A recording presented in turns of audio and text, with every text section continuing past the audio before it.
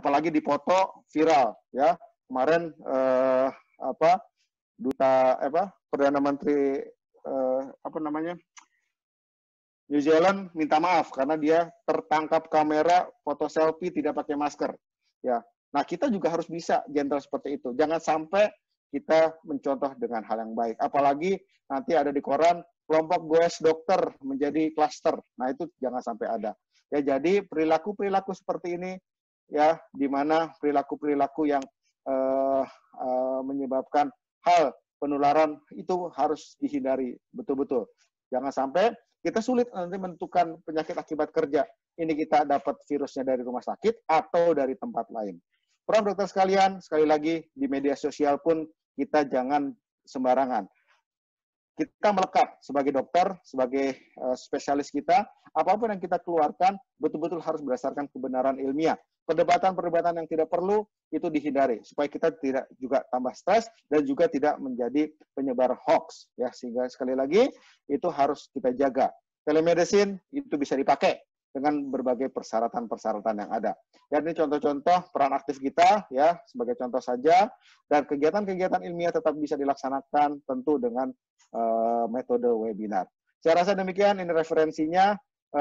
Cukup panjang pemaparannya, tetapi saya harap Prof, Dokter, teman sejawat sekalian bisa mengambil hal-hal yang baik dan menjadikan buku pedoman ini menjadi pedoman advokasi. Sekali lagi, banyak yang berubah, ini ilmu baru, dan kita perlu sama-sama berjuang. Dan ini pasti akan ada revisi-revisi lagi kalau ada hal-hal yang baru. Sekian dari saya kembalikan ke Bang Nirwan. Assalamualaikum warahmatullahi wabarakatuh. Waalaikumsalam warahmatullahi wabarakatuh. Luar biasa, Dr. Eka.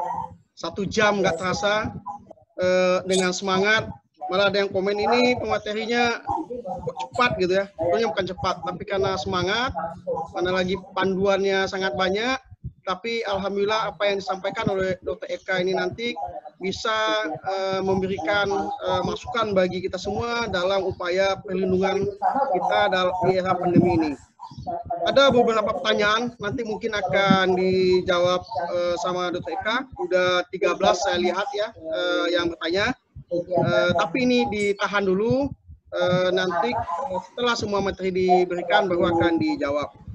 Selanjutnya kita masuk materi yang kedua yang akan disampaikan oleh Ketua Tim Mitigasi Dokter PPID, Dr. Muhammad Adib PPID, spesialis ortopedi. Kepada Dr. Adib, silakan. Ya, terima kasih Dr. Nirwan. Bismillahirrahmanirrahim. Assalamualaikum warahmatullahi wabarakatuh. Terima kasih Dr. Eka yang tadi dengan lugas sudah menyampaikan materi terkait dengan sosialisasi panduan. Jadi perlu kami sampaikan, ini apa yang disampaikan Dr. Eka itu udah 1 buku. Udah 1 buku dan itu memang pada webinar series berikutnya kita akan coba stressing pada beberapa kondisi yang memang itu dibutuhkan. Jadi nanti mungkin juga kami sangat membuka masukan-masukan usulan dari para teman sejawat sekalian yang hadir pada sesi webinar yang pertama ini untuk kemudian usulan-usulan pada webinar berikutnya. Karena kenapa ini perlu kami sampaikan langsung untuk semuanya pada hari ini, karena kita ingin nanti pada kesempatan berikutnya juga semuanya bisa mendapatkan.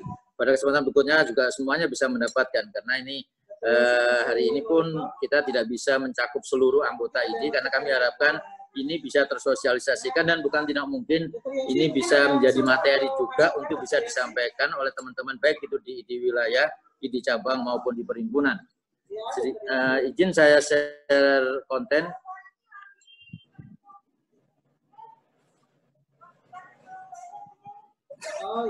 Ya, ada beberapa hal sebenarnya saya tidak banyak yang ingin saya sampaikan karena memang materi hari ini itu fokus pada materi yang tadi sudah disampaikan oleh Dr. Eka terkait dengan panduan. Saya ingin memperkuat saja dari apa yang sudah disampaikan. Jadi kenapa kita dari Pengurus Besar Ikatan Dokter Indonesia membuat 1 tim mitigasi, sekali lagi ini adalah upaya untuk professional defense. upaya untuk melakukan perlindungan dan keselamatan sebagai tugas organisasi profesi kepada para anggotanya, sehingga upaya-upaya mitigasi resiko ini harus kita lakukan. Pada saat kita bicara sekarang kondisi saat ini, kita tahu bahwa problematika di COVID sendiri saat ini sudah bukan hanya problem kesehatan saja, tapi sudah masuk kepada problem-problem yang berkaitan dengan ekonomi, kemudian psikologi masyarakat, dan juga keamanan. Yang ini tentunya mempengaruhi terhadap hal-hal yang menjadi satu program-program yang akan dilakukan, baik itu oleh pemerintah ataupun oleh tim kesehatan. Nah, inilah upaya yang kemudian kita harus lakukan. Jadi pada saat kemudian kita sekarang dengan durasi pandemi corona yang akan panjang, Komite Darurat WHO mengingatkan resiko, dan kita harus melakukan upaya-upaya untuk melindungi tenaga medis dan kesehatan dan bersiap untuk peningkatan kasusnya. Karena kita tahu bahwa medis ini harus menjadi benteng terakhirnya. Dan sekali lagi, upaya yang harus kita lakukan juga harus berbasis data. Kita lakukan sebuah analisa, kita lakukan upaya-upaya untuk kemudian menjadi usulan intervensi, dan kita evaluasi bersama.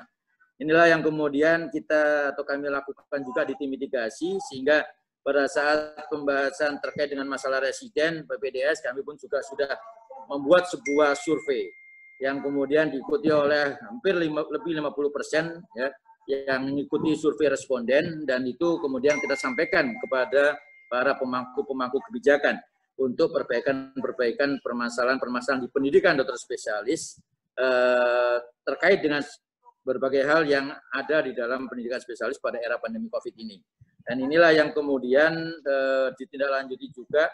Nanti saya akan share, saya sudah izin teman-teman dari Jawa Timur, bagaimana upaya dari tim mitigasi yang dari Jawa Timur dengan membuat sebuah survei data juga, yang itu kemudian bisa menjadi masukan, minimal sebagai gambaran kondisi yang ada di Jawa Timur, tapi ini juga menjadi gambaran secara nasional permasalahan-permasalahan di tingkat nasional. Ini adalah sebuah gambaran pada saat eskalasi pasien itu semakin meningkat, pada saat kemudian jumlah pasien positif rate-nya itu meningkat, maka akan ada kondisi yang itu akan meningkatkan juga tenaga medis yang terpapar atau terinfeksi. Bahkan kemudian termasuk juga tenaga medis yang sakit.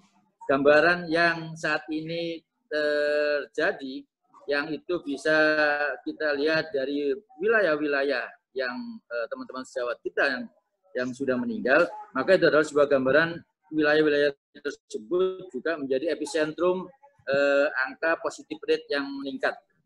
Demikian juga pada kondisi-kondisi di teman-teman, baik itu dokter umum maupun dokter spesialis. Dan ini sebagai gambaran bahwa data yang kami dapatkan dari teman-teman sejawat kita yang sudah meninggal, sebagian besar adalah dokter umum.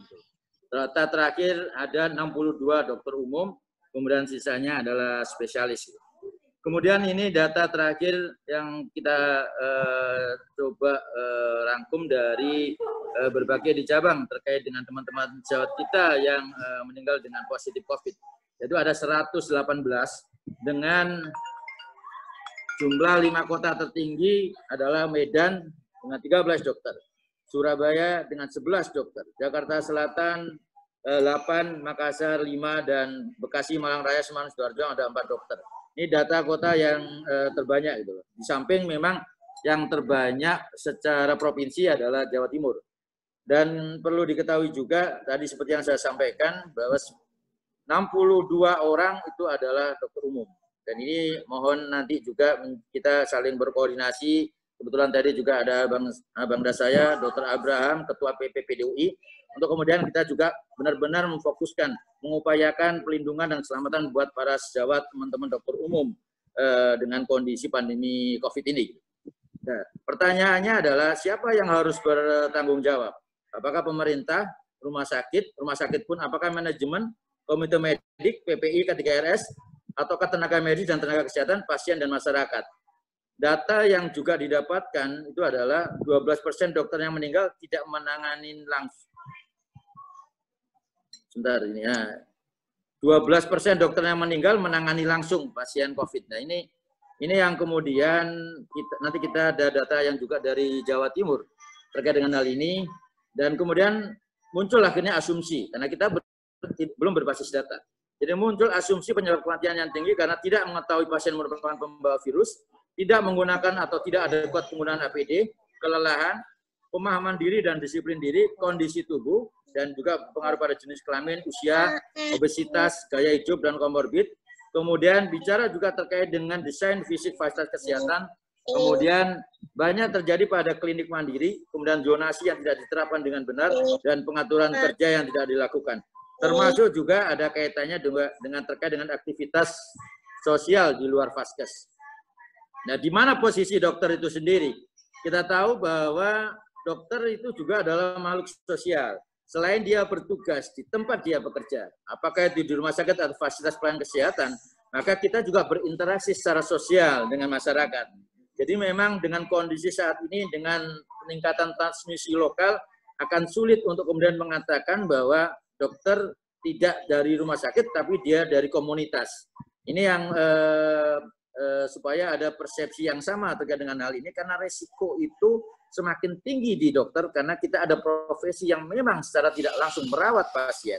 Apakah itu pasien yang memang langsung diketahui sebagai COVID, atau yang tidak diketahui COVID karena mungkin masih OTG, dan juga kita berinteraksi dengan masyarakat. Kemudian ini data dokter dari Jawa Timur, dari teman-teman tim mitigasi yang diketahui oleh Dr. Soifi, menyampaikan bahwa profil kematian dokter itu 26% dari kelompok umur 51 sampai 60 tahun. 51,8% adalah dari kelompok usia lebih dari 50 tahun. Ini data sampai 31 Agustus, dan kemudian disebutkan juga di situ yang umur 41 sampai 50 tahun dan 31 sampai 40 tahun masing-masing 6 dokter, jadi sekitar 22,2%. Kemudian sebagian besar kematian pada teman sejawat, ini data dari Jawa Timur, adalah laki-laki. 96,3% adalah laki-laki. Sedangkan perempuan adalah 3,7%. Ini sebenarnya sama dengan kondisi global atau global issue atau data dari masyarakat sendiri yang memang sebagian besar kasus yang meninggal memang adalah pada laki-laki. Dan jika ada 96,3%, ada sekitar 26 dokter. Kemudian 70,4% ini data Jawa Timur menyebutkan adalah kelompok dokter umum. 22,2% dari kelompok dokter spesialis. Kemudian dari dokter spesialis dan PPDS yang meninggal, kematian terbanyak dari bidang spesialis penyakit dalam atau interna. Jadi ada sekitar 28,%, sedangkan masing-masing yang untuk spesialis yang lain satu dokter, baik itu pediatri, obgyn, bedah, ortopedi, dan anestesi. Tapi ini sekali lagi, ini masih data di Jawa Timur, karena kita akan melebarkan survei ini dengan responden yang lebih luas kepada seluruh Indonesia, yang tentunya ini mohon juga disupport oleh teman-teman dari perhimpunan dan teman-teman dari ID cabang dan ID wilayah untuk survei yang akan dilakukan oleh tim mitigasi. Kemudian kematian terbanyak dokter di Jawa Timur akibat COVID pada yang berpraktek pribadi. Baru kemudian diikuti yang berpraktek di puskesmas. Jadi ada yang berpraktek pribadi 6 dokter, kemudian bekerja di puskesmas, 6 dokter bekerja di puskesmas, 7 dokter, 26% meninggal praktek pribadi, dan 5 dokter merupakan dokter spesialis. Analisa data yang juga dilakukan oleh teman-teman di Jawa Timur, mayoritas dokter di Jawa Timur tidak merokok, status gizi lebih, dokter dengan komorbid jumlahnya hampir sepertiga dari responden. Jadi ada sekitar 29% dengan komorbid. Kemudian sebagian besar dokter sudah membaca protokol. Jadi ada 99%, hanya 1% saja yang belum baca. Kemudian mayoritas sudah ada SOP COVID-nya di tempat kerja, dan jumlah APD yang disediakan yang kurang masih 23%. Jadi yang kemudian menjadi permasalahan yang beresiko juga untuk terpapar dengan COVID. Kemudian berapa hari bekerja dalam 1 minggu, ini data di Jawa Timur, masih ada yang menyebutkan 6 hari dan 7 hari, artinya tidak ada hari libur. Kemudian berapa jam operasi sehari, ada yang lebih dari 7 jam. Artinya data yang sebagian besar masih kurang dari 1 jam, tapi ada 5-7 jam dan 7 jam. Kemudian lama praktek, nah ini juga data yang didapatkan. Artinya masih ada teman-teman sejawat kita yang berpraktek lebih dari 9 jam sehari, bahkan ada yang lebih dari 12 jam, ada 9 orang. Ini yang perlu kita antisipasi juga, kita ingatkan juga, karena ini durasi praktek yang lama ini juga akan berpengaruh terhadap viral load, berpengaruh juga terhadap kondisi-kondisi yang enggak memudahkan untuk terpapar dari COVID ini. Kemudian APD standar tadi sudah yang terlibat penanganan COVID ada 57%. Kemudian screening COVID bagi nakes di tempat kerja yang ada screeningnya cuma 53%. Kemudian adakah tetangga rumah positif COVID? 77%. Dokter di Jawa Timur mengatakan tetangganya positif COVID. Jadi ini sebuah kondisi yang menunjukkan bahwa paparan itu juga bisa terjadi pada komunitas dan juga berada di tempat kerja. Apakah kemudian mempengaruhi psikologi? Mayoritas dokter di Jawa Timur terpengaruh secara psikologis. Kemudian mayoritas dokter di Jawa Timur secara finansial terganggu. Dan saya kira ini sebuah gambaran umum seluruh dokter di Indonesia. Kemudian termasuk juga gambaran umum juga menyatakan bahwa mayoritas dokter tidak memiliki kesibukan lain selain praktek. Jadi apa yang harus kita lakukan? Maka ada professional defense yang tadi saya sampaikan, ada triad of medical mitigation. Jadi medical mitigation kemudian meminimalisir intensitasnya. Ini jadi hari ini melalui sosialisasi panduan protokol ini adalah salah satu upaya sebenarnya untuk menjadi bagian dari mitigasi medis, yang itu adalah melalui protokol-protokol yang tentunya adalah bagaimana untuk mengurangi intensitasnya dan mengurangi atau meminimalisir kontak. Jadi triad of medical mitigation ini yang kemudian kita terjemahkan dalam sebuah bentuk protokol, dalam sebuah bentuk advokasi yang nanti akan dijelaskan oleh Dr. Ulul, bagaimana upaya-upaya advokasi yang kita lakukan itu adalah advokasi dalam kaitannya untuk melakukan mitigasi medis, terutama kepada tenaga medis dan tenaga kesehatan. Jadi kalau ada pertanyaan, problemnya sebenarnya apa yang terjadi di dokter atau tenaga medis, tenaga kesehatan, bukan semata-mata masalah APD. Tapi ada permasalahan lain, yaitu permasalahan dari SDM-nya sendiri, kemudian permasalahan dari fasilitas kesehatan, karena kita tahu bahwa desain rumah sakit, desain fasilitas kesehatan saat ini memang tidak didesain untuk menghadapi pandemi COVID. Kemudian tentunya regulasi. Kapan kita melakukan advokasi, tentunya nanti harus ada upaya-upaya. Dan advokasi ini tidak berhasil kalau tidak didukung oleh semua pihak, tidak di-cloning juga oleh semua pihak. Jadi peran dari perhimpunan, peran dari ID cabang, ID wilayah ini menjadi sangat besar untuk bersama-sama melakukan advokasi terkait dengan standar protokol, panduan pelindungan, ketersediaan APD, pemeriksaan PCR yang gratis dan periodik rutin. Nah, itu adalah upaya-upaya advokasi yang nanti akan dijelaskan oleh Dr. Ulul. Demikian mungkin Dr. Nirwan yang bisa saya sampaikan untuk melengkapi, dan kami harapkan tentunya adalah partisipasi semua pihak. Bagaimana upaya dukungan semua pihak untuk mitigasi ini adalah tentunya adalah kita harus saling melindungi di antara para teman sejawat, di antara para dokter, dan tentunya juga di antara tenaga kesehatan yang lainnya. Terima kasih.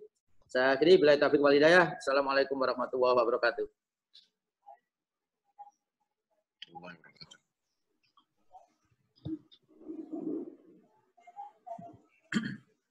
Dr. Nirwan.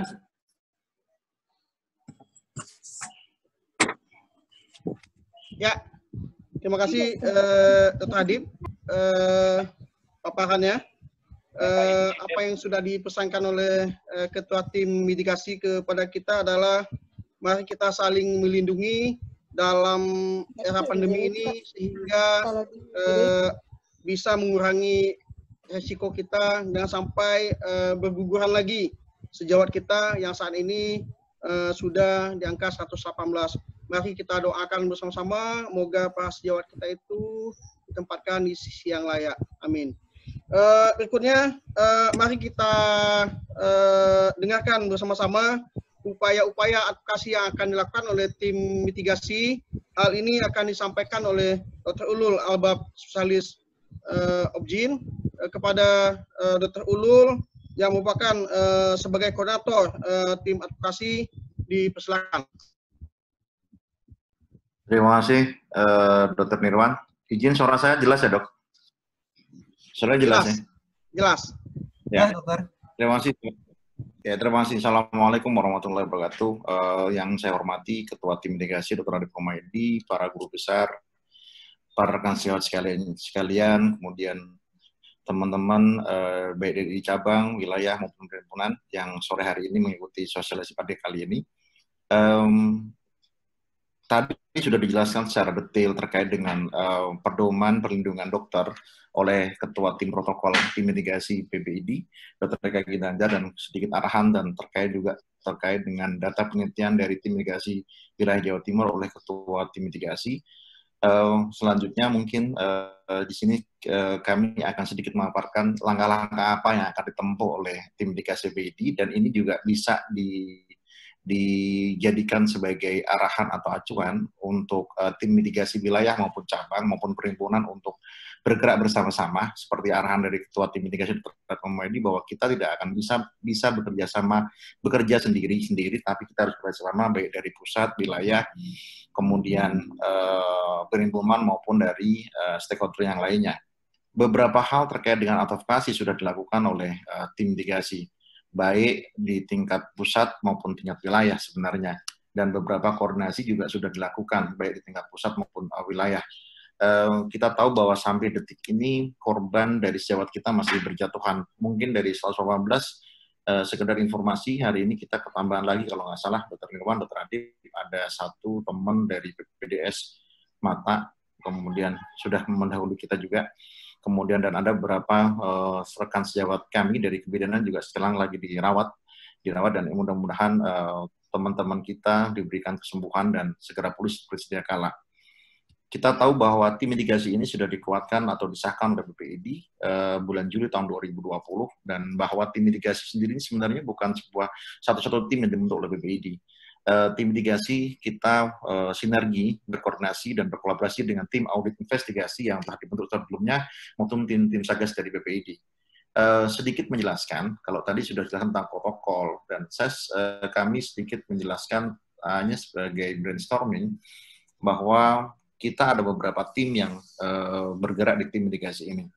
Antara lain tim data dan IT, kemudian yang sudah bergerak terlebih dahulu mengumpulkan semua data, membangun sebuah sistem, kemudian beberapa juga bekerjasama dengan tim mitigasi wilayah maupun cabang, dan bekerjasama juga dengan tim bantuan rescue yang berusaha untuk mengumpulkan data-data terkait dengan kematian, faktor risiko, kemudian terkait juga dengan mapping wilayah dan mapping pola kerja dari teman-teman kita yang sudah gugur dahulu kita.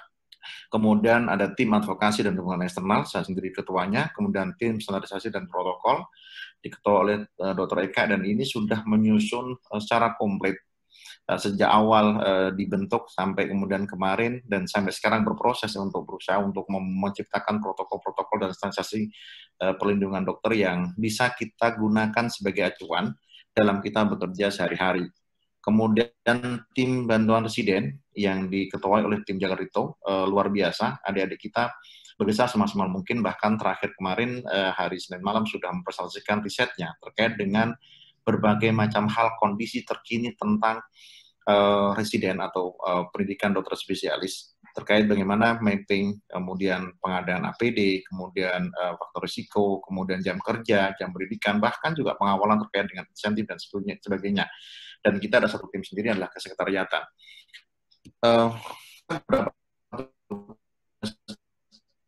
Peran dari tim mitigasi, kenapa tim ini ditunjuk sebenarnya? Bukan kita ditunjuk setelah ada korban, tapi pada prinsipnya adalah bahwa tim mitigasi ini sangat diperlukan dalam rangka melakukan berbagai macam upaya yang kita anggap perlu untuk mencegah supaya teman sejawat sekalian yang gugur ini tidak makin bertambah. Kita tahu bahwa angka atau jumlah kematian tenaga kesehatan di Indonesia merupakan jumlah tertinggi di dunia, dan ini merupakan suatu hal yang sangat miris. Kita berharap sebenarnya kemarin ketika ada acara 100 teman sejawat kita yang gugur, itu cukup 100, tapi kenyataannya sampai sekarang masih bertambah, dan ini merupakan suatu hal yang sangat memprihatinkan, dan kita harus benar-benar bekerjasama untuk menekannya. Ada beberapa tugas pokok. Yang pertama adalah pendataan. Pendataan sudah dilakukan, dan bukan hanya data kita kumpulkan, tapi kita harus mengolah, mengevaluasi, dan akhirnya kita bisa menyimpulkan hal-hal apa yang mesti dilakukan. Kemudian kita melakukan upaya mitigasi. terkait dengan komunikasi dan koordinasi dengan segala pihak, bukan hanya baik internal di wilayah, kemudian di cabang dan perhimpunan, tapi juga stakeholder yang lainnya, bahkan sampai ke Presiden, kemudian Kementerian Kesehatan, pemerintah kota, pemerintah provinsi, maupun beberapa pihak-pihak swasta yang lainnya terkait. Kemudian pendampingan dan bantuan medis. Enggak jarang juga kita tahu di lapangan juga banyak sekali teman-teman kita yang kesulitan untuk mendapatkan fasilitas kesehatan yang diperlukan. Masih banyak teman-teman kita yang untuk mendapatkan akses perawatan intensif yang agak susah, sehingga diperlukan sebuah tim yang mengawal hal ini. Kemudian membuka jalur akses penyelesaian hingga perawatan. Kita dorong supaya screening rutin sebagai suatu hal yang harus diperhatikan terhadap penyelenggara kesehatan, tenaga kesehatan, itu juga harus diperhatikan. Kemudian kita juga tahu bahwa ketika sejawat kita menderita sakit atau mungkin dirawat, kemudian kita tahu juga bahwa sejawat kita adalah kepala keluarga, pasti akan berimbas baik secara langsung maupun tidak langsung kepada anggota keluarganya. Dan ini merupakan sebuah hal yang harus diperhatikan, sehingga kita harus menyiapkan bantuan kebutuhan yang diperlukan bagi anggota kita maupun anggota keluarganya. Kemudian melakukan audit pendataan dan audit kronologis kejadian, baik tingkat pusat maupun tingkat daerah, dan ini selalu berkoordinasi dengan tim audit, investigasi, dan evaluasinya kita laporkan ke Ketua Umum BPID, kemudian dan bisa dijadikan sebagai bahan masukan serta bahan rekomendasi terhadap regulator yang nantinya bisa dijadikan atau diterjemahkan menjadi sebuah regulasi yang bisa menguntungkan buat dokter dan tenaga kesehatan lainnya.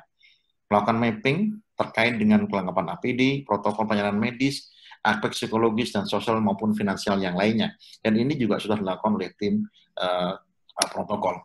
Kemudian kita bertugas atau kita juga mempunyai fungsi untuk melakukan himbauan dan informasi secara konsisten. Kenapa kita konsisten? Bahwa sosialisasi terkait dengan protokol perlindungan dokter ini tidak hanya kita lakukan sekali, tidak hanya juga acara hari ini, tidak juga hanya dari pusat, tapi juga diperlukan sosialisasi yang masif kepada teman-teman kita yang di daerah, terutama terkait dengan protokol perlindungan pencegahan.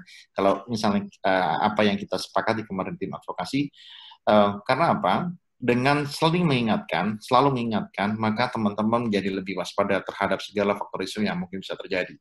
Kemudian kita bertugas juga memberikan saran rekomendasi, kemudian audit dan saran kepada BPID terkait dengan aspek perlindungan dan keselamatan anggota.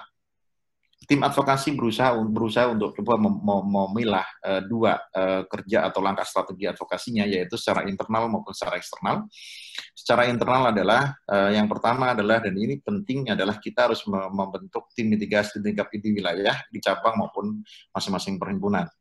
Ada beberapa wilayah yang sudah membentuk, ada yang belum, dan kita berharap segera dibentuk. Ada beberapa cabang yang sudah membentuk dan beberapa cabang yang belum, dan harapannya adalah kita masing-masing cabang maupun perhimpunan mempunyai tim mitigasi, sehingga koordinasi akan jauh lebih cepat dilakukan kalau seandainya kita bersama melibatkan segenap potensi yang ada di Ikatan Dokter Indonesia. Kemudian membangun SIMIDI, yaitu Sistem Informasi Mitigasi Ikatan Dokter Indonesia, yang baik ada di pusat maupun ada di wilayah, dan masing-masing punya tugas dan fungsi masing-masing, tetapi saling koordinasi.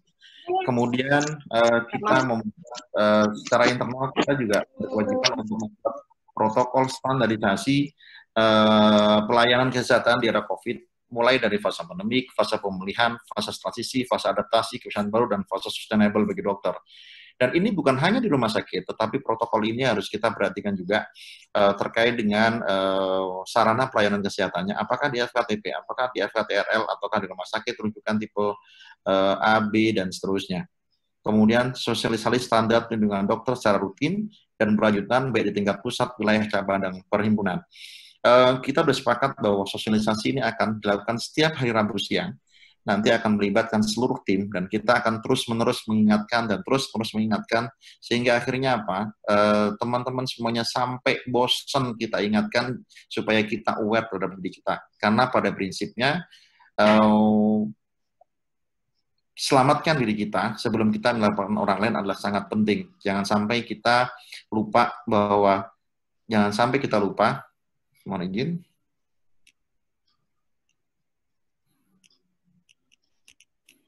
Ya, jangan sampai kita lupa terhadap protokol-protokol yang sudah ditetapkan tersebut. Kemudian adalah secara internal kita juga membuat SOP untuk mitigasi anggota dokter untuk mencegah atau meminimalisir paparan terhadap dokter yang terdapat dengan program Dokter Safe dan Dokter Protect. Artinya kita membuat sebuah protokol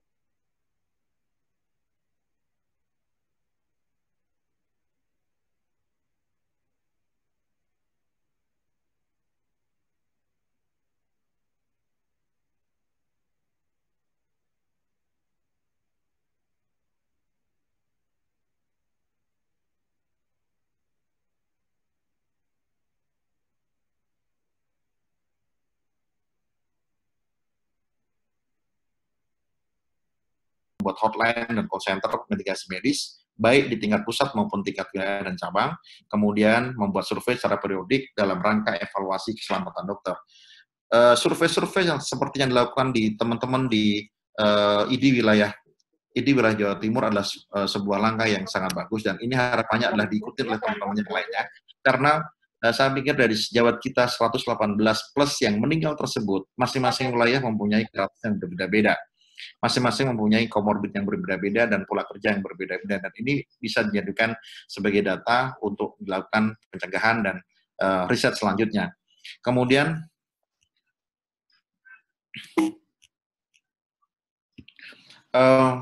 secara eksternal kita juga melakukan advokasi. Yang pertama adalah kita harus gencar sebenarnya, dan tidak hanya sendirian, tidak hanya dari tim pusat untuk melakukan advokasi ke stakeholder, termasuk ke presiden kalau memungkinkan, Kemenkes, gugus tugas, kemudian ke pemerintah daerah, kemudian Persi, ARSA, dan pihak swasta yang lain terkait. Yang pertama adalah protokol dan pedoman perlindungan dokter. Fokus pada pengendalian teknik dan administrasi. Di awal tadi sudah dijelaskan oleh Dr. Eka bahwa kenapa sih kita tidak fokus pada APD. Kita berprinsip bahwa kita harus fokusnya melakukan advokasi terkait dengan pencegahan. Sebelum berperang kita harus siap. Sebelum berperang kita harus sudah mempersiapkan senjata apa yang kita bawa. Bukan pada saat perang baru kita mencari senjata. Bukan seperti itu. Tapi bukan berarti terkait dengan apa yang tidak kita perhatikan. Kenapa fokus pengendalian teknik dan administrasi? Perlu juga kita lakukan advokasi kepada stakeholder terkait, khususnya kepada pemerintah selaku regulator, baik pusat maupun daerah. Karena kalau seandainya hanya dari organisasi profesi aja yang menghimbau, maka akan kurang kuat pijakan hukumnya. Syukur-syukur goalnya nanti adalah ada sebuah peraturan, baik Perpres, Permen, Perda, atau ketetapan yang lainnya yang menguatkan terkait dengan batasan waktu kerja, batasan usia berpraktek, kemudian segala sesuatu yang perlu disiapkan ketika dokter itu diterjunkan di tempat dengan zonasi risiko tinggi maupun risiko sangat tinggi misalnya, dan itu perlu disiapkan. Kemudian ada regulasi yang mengatur terkait dengan pemeriksaan swab atau PCR gratis dan secara periodik. Kalau sekarang masing-masing rumah sakit mempersiapkan, tapi kita perlunya adalah sebuah payung hukum yang bisa menguatkan pelaksanaan program tersebut. Jaminan terpenuhnya kebutuhan APD, insentif dan sentuhan serta keluarga. Walaupun di awal sudah dikeluarkan, tetapi ini perlu pengawalan secara ketat sehingga insentif tersebut rutin bisa dilakukan dan diterima sesuai dengan arah yang sebenarnya. Kemudian yang tidak kalah penting adalah perlindungan hukum dan keselamatan dokter harus kita lakukan advokasi, karena kita tahu di beberapa pihak masih ada beberapa masyarakat yang karena kurangnya informasi terkait dengan pelayanan COVID maupun pasien-pasien COVID yang sudah meninggal terkait dengan penguburan atau proses perawatan jenazah COVID dan sebagainya, yang ujung-ujungnya yang disalahkan adalah pihak tenaga kesehatan, dan ini adalah suatu hal yang sangat memprihatinkan. Kemudian berperan aktif dalam riset dan mendorong dilakukan audit keselamatan atau kematian tenaga kesehatan, baik bersama dengan mungkin Kementerian Kesehatan, bersama dengan Litbangkes dan beberapa pihak yang lainnya, dan harapannya adalah bisa mencari titik terang kenapa sampai tenaga kesehatan atau anggota kita tersebut mengalami kematian. Nggak ada searching, ada. Kemudian kita tahu bahwa ID selaku organisasi profesi buat dokter, tapi kita tahu ada beberapa organisasi profesi yang lainnya, PDGI, PPNI, IBI, IAKMI, dan beberapa organisasi profesi yang lainnya yang kita bisa berdorong bersama-sama untuk melakukan atau membentuk tim mitigasi tenaga kesehatan di tingkat pusat maupun daerah. Kita tahu bahwa ID bekerja tidak sendiri, tetapi perlu sejawat yang lainnya, sehingga harapannya ketika kita bersatu padu dengan sejawat lainnya, maka kita bisa lebih bisa meringankan beban kita. Kemudian yang berikutnya adalah kita harus terus mendorong, kemudian terus menggaungkan bahwa menjadikan isu penurunan angka kesakitan dan kematian nakes karena COVID-19 menjadi salah satu prioritas nasional, sehingga bukan tidak mungkin kita bisa mendorong dibentuknya sebuah komunitas keselamatan tenaga kesehatan. Ini beberapa hal yang sudah dibuat oleh tim mitigasi, baik di SIM-ID maupun di buku pedoman yang sebentar lagi insya Allah akan di-launching. Dan ini adalah bentuk pengusian bahwa koordinasi harus terus dijalin antara tim mitigasi BID, tim mitigasi wilayah, tim mitigasi perhimpunan maupun tim mitigasi cabang, serta saling koordinasi dengan Satgas BID, baik Satgas BID di wilayah maupun di cabang. Kita tahu bahwa ketika ada kematian tenaga kesehatan, baik dokter, perawat, bidan, dokter gigi, dan seterusnya, maka sedikit banyak akan berimbas terhadap kesehatan masyarakat pada umumnya. Angka kematian nakes akibat COVID-19 itu akan menyebabkan beban kerja nakes yang lainnya akan meningkat. Kemudian ada efek domino yang menyebabkan kapasitas pelayanan kesehatan juga menurun dan mobilitas masyarakat juga meningkat. Jadi bukan kita hanya berpikir bahwa ketika dokter mati, dokter itu aja yang meninggal. Tapi kita tahu bahwa dokter dia memberikan pelayanan kepada ribuan masyarakat, sehingga ketika kehilangan dokter maka akan ada kemungkinan kehilangan berbagai macam jumlah masyarakat yang jauh besar. Bukan hanya berkurangnya jumlah nakes, tapi juga karena stres psikis maupun psikis, kemudian akan timbul berbagai macam hal yang mungkin terjadi. Dan kita tahu bahwa ini adalah saya ambil dari slide dari ketua kami, dan ini adalah suatu hal yang harus kita ingatkan bahwa semuanya saling berkaitan, semuanya paling bersinggungan, tetapi yang paling penting kita harus mengawal terkait dengan regulasi. Strategi kebijakannya adalah bagaimana, jaminan dan perlindungannya dan inilah tugas dari bidang advokasi untuk selalu mengawal terkait hal itu, sehingga keamanan, kenyamanan, keselamatan, dan jaminan kepastian baik hukum dan sebagainya itu bisa kita tegakkan buat tenaga kesehatan yang ada di Indonesia. Kita tahu bahwa semuanya komponen bangsa itu berperan, tapi seringkali kita tahu dan sampai sekarang kita harus pahami bahwa tenaga kesehatan adalah benteng terakhir dalam menghadapi pandemi COVID-19. Mungkin itu sedikit paparan dari tim mitigasi. Selanjutnya, waktu tempat kami serahkan kepada moderator, Dr. Irman. Terima kasih, Dr. Irman. Assalamualaikum warahmatullahi wabarakatuh. Waalaikumsalam warahmatullahi wabarakatuh. Terima kasih, Dr. yang sudah menyampaikan upaya-upaya telah dilakukan dan yang akan advokasi yang akan dilakukan adalah Dr. Chef dan Dr. Protek. Mudah-mudahan ini bisa kita lakukan sehingga kita bisa saling melindungi, sehingga kita saling bisa terjaga dalam era pandemi ini. Untuk berikutnya kita minta kesediaan Prof. Zubairi menyampaikan apa-apa hal yang bisa menjadikan masukan dan pedoman bagi kita semua. Kepada Prof. Zubairi, dipersilakan. Silakan, Prof.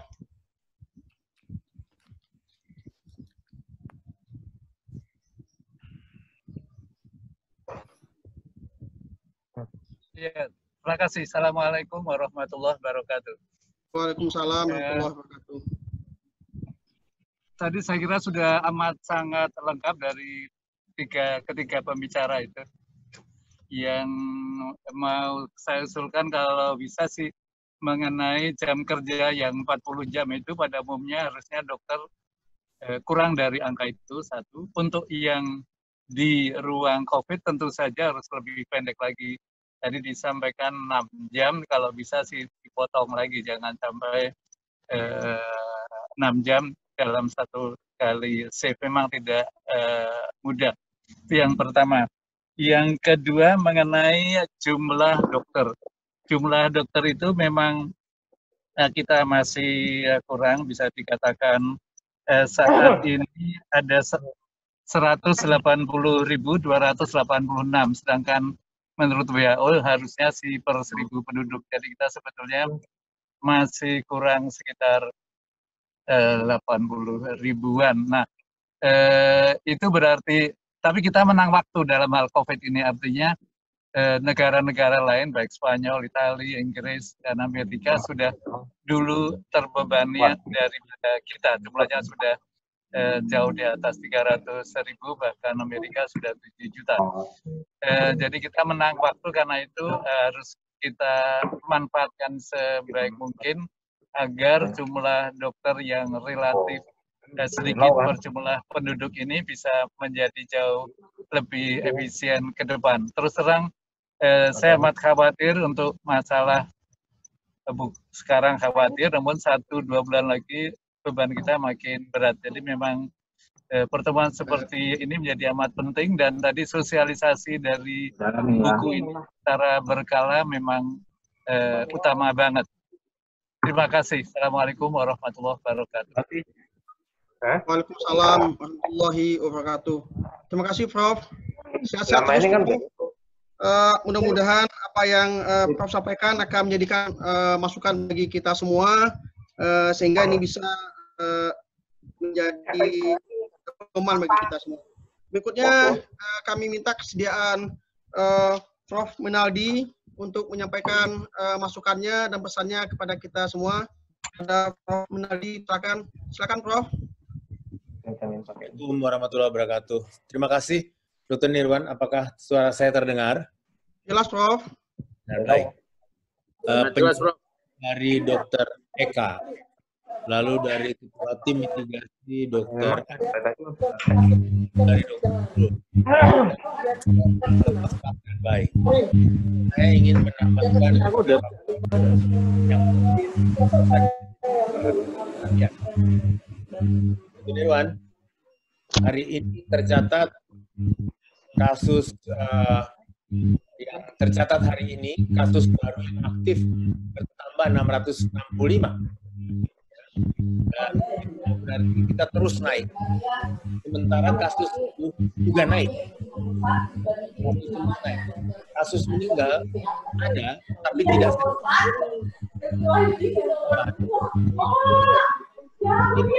sampaikan kepada seluruh anggota kita bahwa kalau kasus sembuh dan kasus meninggal tidak naik lagi atau tidak terampau tajam naik, berarti penanganan di rumah sakit sudah dapat dianggap relatif dapat mengendalikan situasi di rumah sakit, di hilir.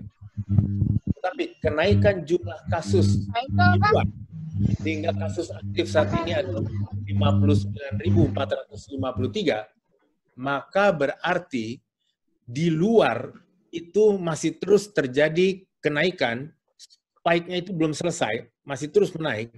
Apa itu artinya? Dokter-dokter yang bekerja di luar dari rumah sakit COVID, hati-hati. Hati-hati. Dokter-dokter yang bekerja di luar dari rumah sakit COVID, hati-hati. Karena berarti sejawat semua akan banyak ketemu dengan OTG. Sejawat semua betul-betul harus mendapatkan perlindungan yang dapat melindungi Anda dari ketidakpastian. Agak berbeda dari rumah sakit yang penuh COVID. Semua sudah pasti. Dan kita lihat angka kematian itu walaupun ada, tapi tidak setinggi yang lalu. Berarti angka kematian pada rumah sakit, khususnya rumah sakit yang full COVID, itu dapat mengendalikan situasi. Pada rumah sakit yang setengah-setengah akan masih berlaku seperti yang saya nyatakan tadi, bahwa angka kasus positif ini meningkat. Artinya, di rumah sakit yang non-COVID, masih ada kunjungan orang-orang yang tidak jelas dia COVID atau tidak COVID. Ini merupakan ancaman bagi dokter. Itu satu hal yang pertama, Dr. Nirwan, Dr. Adib.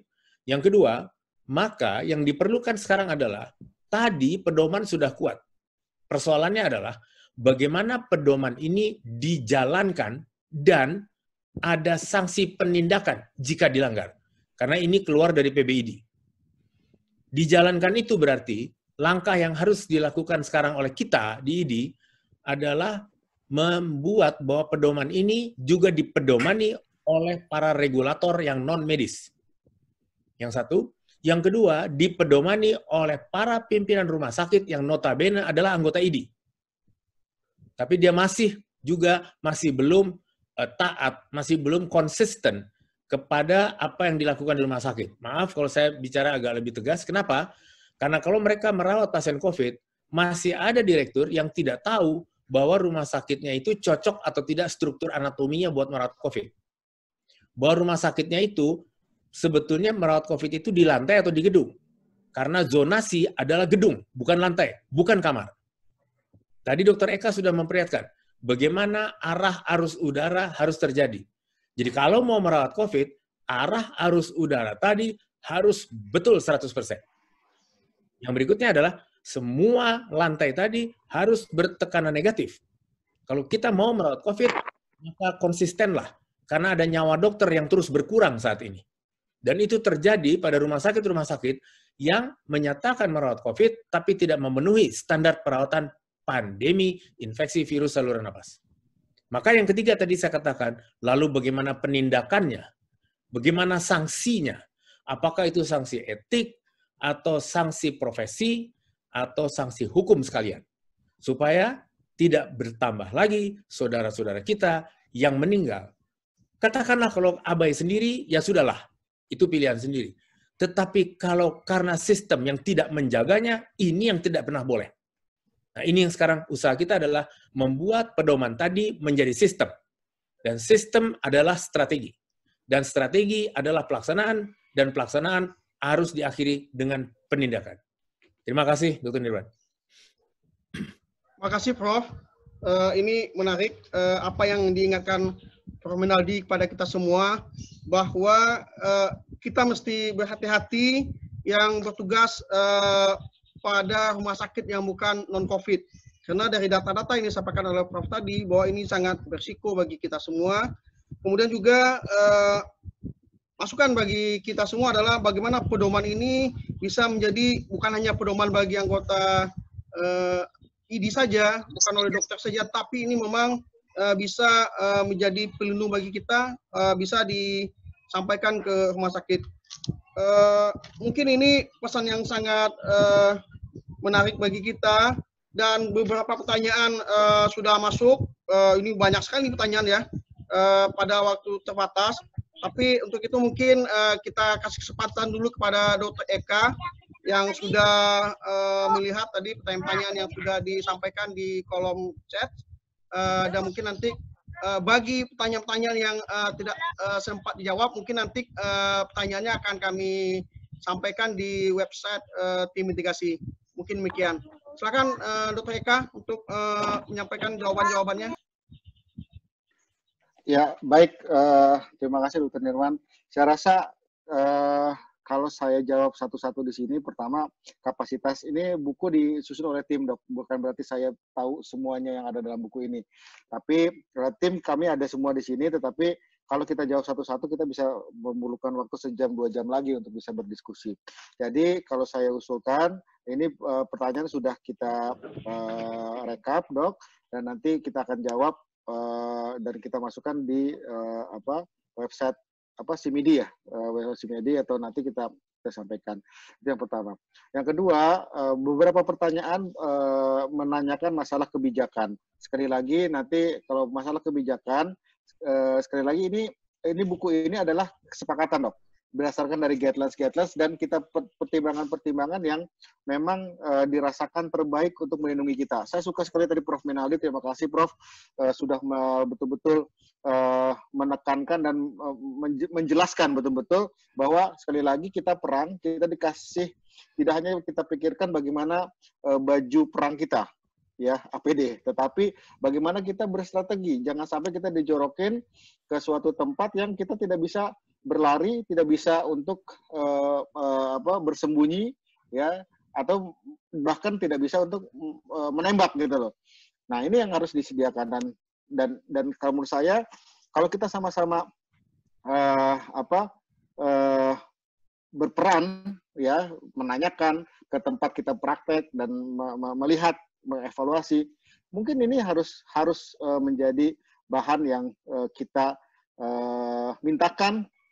Anda merawat COVID, rumah sakit merawat, kita sama-sama merawat COVID, tapi tolong sama-sama kita bentuk ruangan, bentuk fasilitasnya agar betul-betul bisa untuk merawat COVID. Dan sekali lagi, setuju sekali dengan tadi yang diungkapkan oleh Prof. Minaldi, bahwa kita ini dihilir. begitu banyak kasus di masyarakat, maka disitulah kita yang bukan merawat COVID langsung ya, merawat COVID langsung udah jelas apa yang kita hadapi. Tetapi begitu kasus banyak di masyarakat, maka yang akan kita hadapi dokter ortopedi misalnya, dokter bedah yang melakukan operasi fraktur. Oh, fraktur doang kok, gitu biasa sehari-hari, tapi ternyata COVID. Dokter obgyn yang nolong partus ternyata COVID. Saya sini ada dokter Ari ini, mungkin nanti bisa komentar berapa banyak yang pasien-pasien yang mau partus, SC ternyata positif COVID. Nggak ada gejala, tapi itu kita bisa kena. Jadi kalau menurut saya ini penting sekali. Dan sekali lagi, kita harus melindungi diri kita, tidak hanya yang langsung merawat COVID, tetapi juga kita yang melakukan pelayanan. Dan kalau kita ini bermasalah di situ, maka kita akan kolaps sama-sama. Ya, pelayanan akan amburadul, pasien yang non-COVID pun tidak akan tertangani dengan baik. Dan ini memang butuh gerakan masif dan terstruktur. Nah, ini sama-sama kita jalani. Saya rasa begitu, Dok. Kalau saya jawab satu-satu, kayaknya banyak dan ini teknis ya, berapa jam yang benar, segala macam. Nanti kita bisa diskusikan sebenarnya. Udah panjang sebenarnya diskusinya. Iya, terima kasih Dr. Eka. Ini kan baru pertama ya. Kita akan buat lagi webinar series, yaitu rencananya adalah tiap Rabu. Mungkin teman-teman sejawat, Prof dan senior sekalian, Rabu depan lagi nanti kita akan laksanakan lagi. Oke, selanjutnya mungkin Dr. Adib, ada beberapa catatan mungkin dari yang disampaikan oleh peserta yang mungkin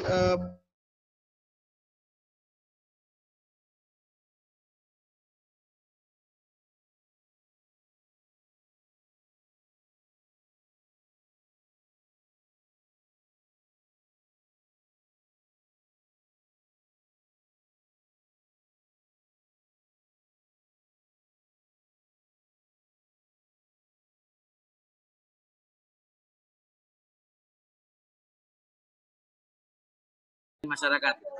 Oleh karena itulah kami juga berharap nanti peran aktif. Jadi kami punya kontak-kontak person dari ID cabang, ID wilayah dan perhimpunan, termasuk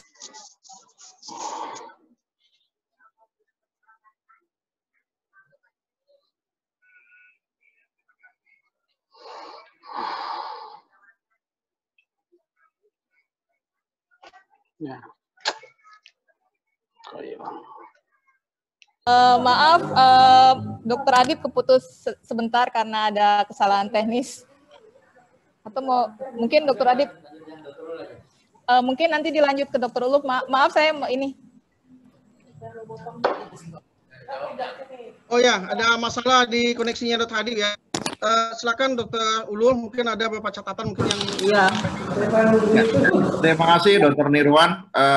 Pertama kami dari tim advokasi akan terima kasih kepada Prof. Rinaldi. Terima kasih banyak Prof. Itu sebenarnya perintah buat tim advokasi Prof.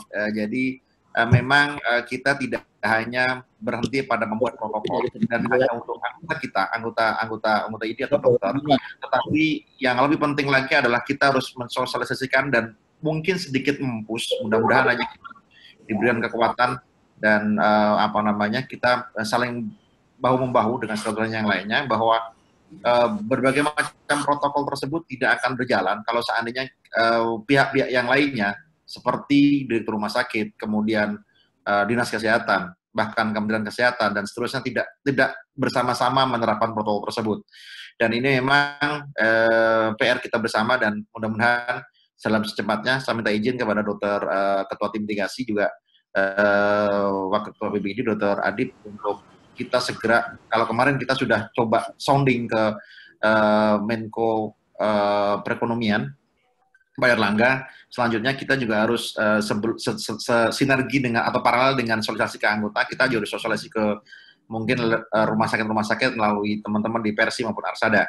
Dan juga mudah-mudahan aja masing-masing dari kita, terutama ketua ID wilayah maupun ID cabang, bisa serentak mensosialisasikan atau mengadvokasi ke regulator daerah masing-masing, mungkin ke gubernur, kemudian wali kota, kemudian bupati. Karena tanpa adanya payung hukum dari regulator, saya pikir agak susah kalau nanti ada pertanyaan misalnya dikatakan siapa yang akan mendak rumah sakit dan sebagainya. Makanya kenapa kebijakan atau advokasi eksternal kita yang pertama kali adalah kita harus mendorong dan kita harus menjelaskan kepada regulator terkait dengan protokol yang sudah kita susun. Karena dari situ harapannya kita dibantu oleh mereka, kita memberikan masukan oleh mereka, sehingga akhirnya mereka bisa membuat sebuah regulasi yang itu bisa menekan, bahkan bisa memberikan punishment kepada pihak-pihak mereka yang tidak memperhatikan protokol yang sudah kita tetapkan tersebut. Mungkin itu.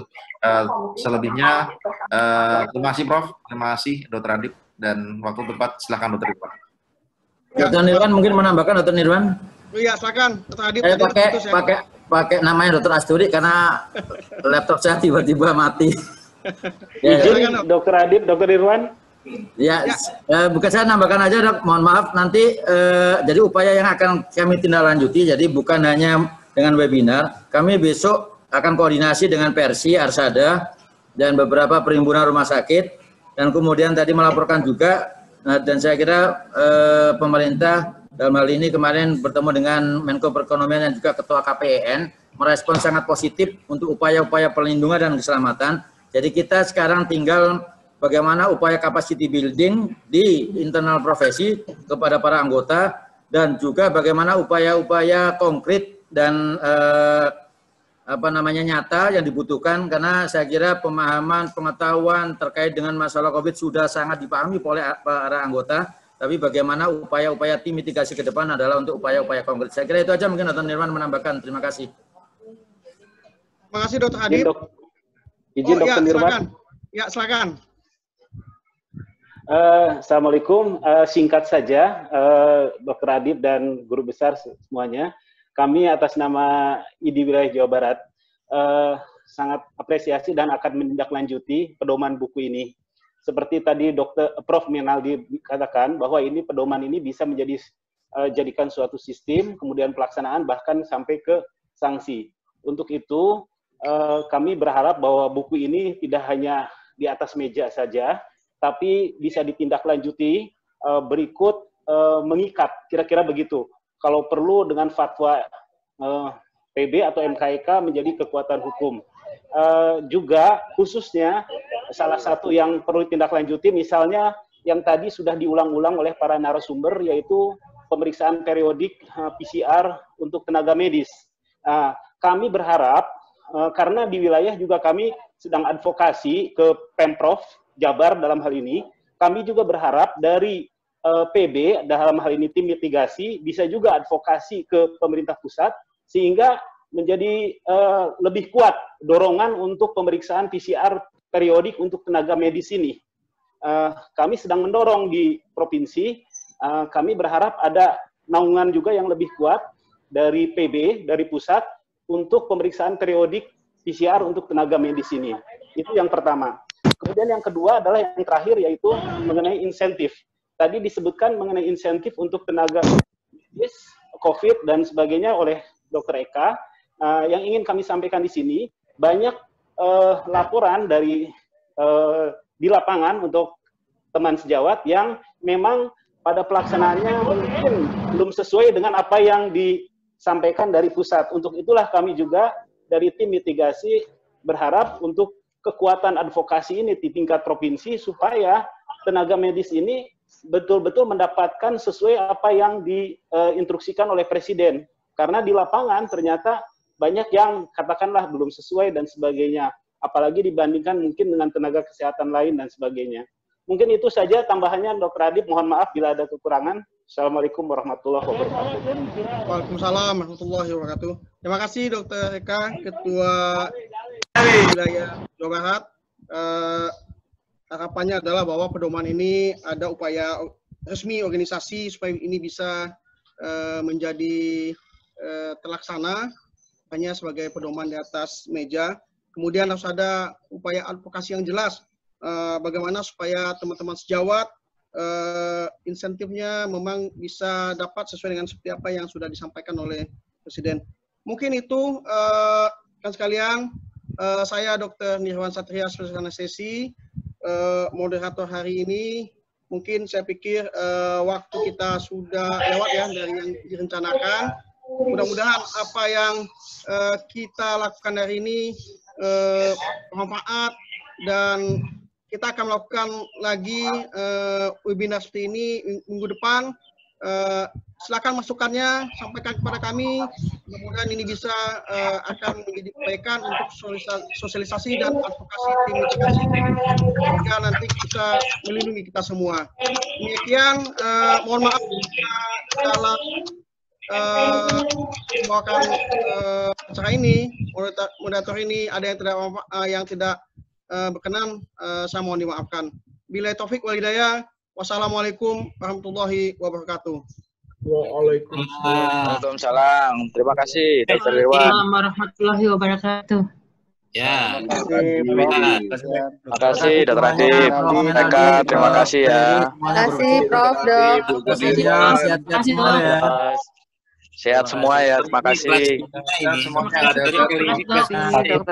Terima kasih narasumber semua. Terima kasih, Dok. Terima kasih, Dokter. Selesai dijawab. moderatornya melebihi semuanya. Terima kasih semua. Tetap kita Terima kasih narasumber. Terima kasih Prof. Salam tabu. Terima kasih, Prof. Izin live. Assalamualaikum warahmatullahi wabarakatuh. Waalaikumsalam. Terima kasih Dr. Adib semuanya. Terima kasih Dr. Adib. Terima kasih. Asal. Terima kasih Dr. Adib dan semuanya. Dr. Adib. Terima kasih para sejawat, sehat-sehat selalu.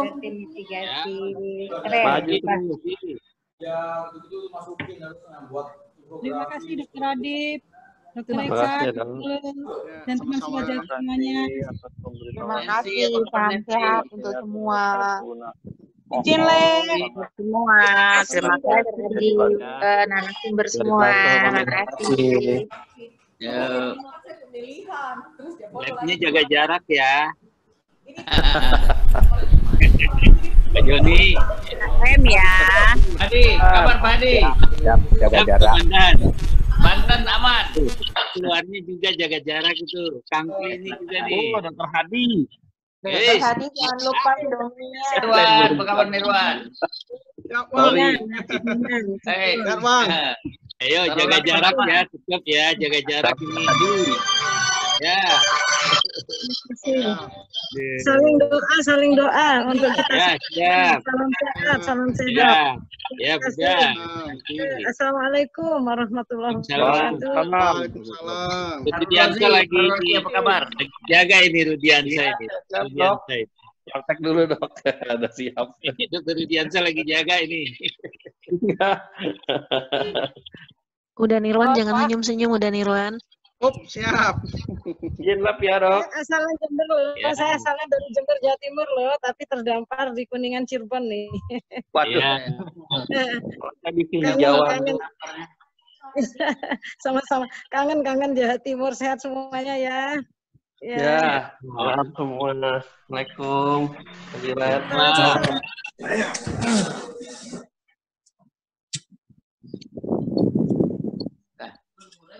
Sudah selesai.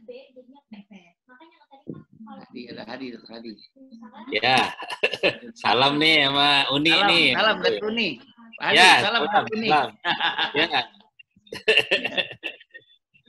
Ya dengerin tuh, ikut dengerin. Wah, ada bos Banten itu. Wah, aduh bos. Ada lagi yang lebih bos. Buset. Ya, saya lihat dulu Pak Joni dan teman-teman. Sama. Ya. Tadi sesat Kang. Ya. Sehat. Waalaikumsalam. Aci mana? Nyebut ya.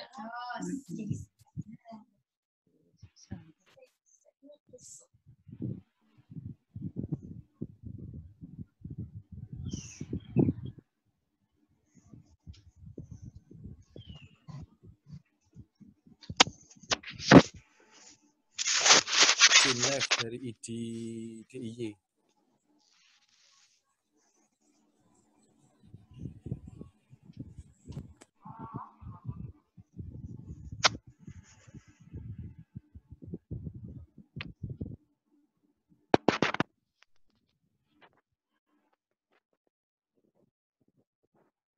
Cuy. Cuy.